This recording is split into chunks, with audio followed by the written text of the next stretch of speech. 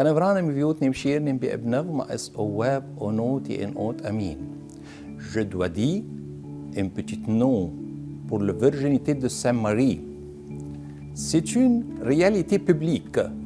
Le prophète Isaïe nous donne un signe prophétique de la naissance virginale. Voici le Vierge conserva et enfantera un fils, et son nom sera appelé Emmanuel. Un autre prophète, Ézéchiel, confirme la virginité perpétuelle de Sainte Marie. Comme il dit, « Quand il m'a ramené le chemin de la porte de la sanctuaire extérieur, qui regardait vers l'est, elle est fermée.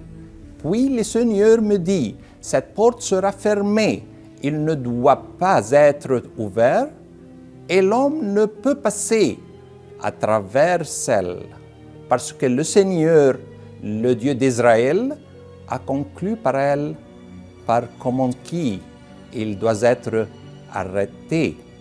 Cette porte est scellée et une figure de Sainte Marie, perpétuelle virginité.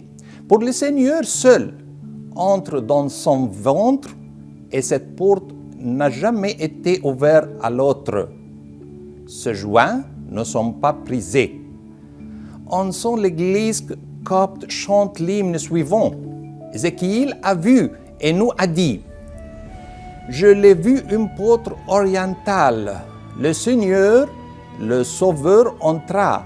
Il reste fermé comme il était avant. » Car il affirme que Jésus-Christ, qui est le vrai Fils d'une vraie mère, n'a pas été conçu.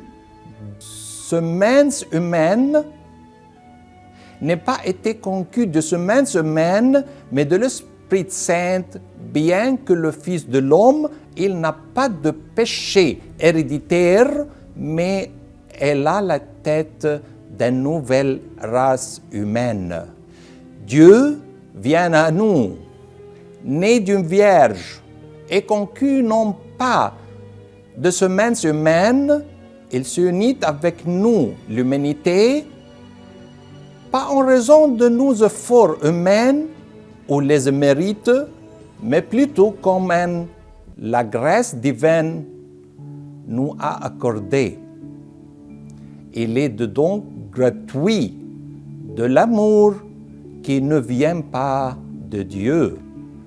Et à Jésus-Christ, nous envoyons jusqu'à la gloire, l'honneur et la culte avec votre bon Père et l'Esprit Saint, consubstantiel avec toi, maintenant et à jamais. Amen.